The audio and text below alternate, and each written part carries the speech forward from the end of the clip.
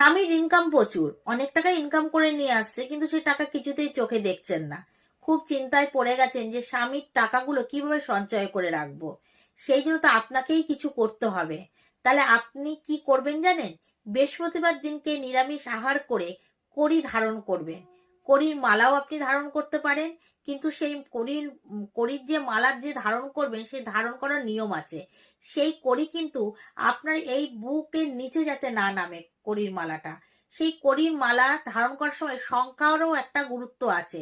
সবসময় বেজোড় সংখ্যার কড়ির মালাই কিন্তু গলায় ধারণ করবেন। আবার একটা কড়িও আপনি ধারণ করতে পারেন হলুদ সুতো দিয়ে গলায় পরতে পারেন, হলুদ সুতোর সাথে বেঁধে।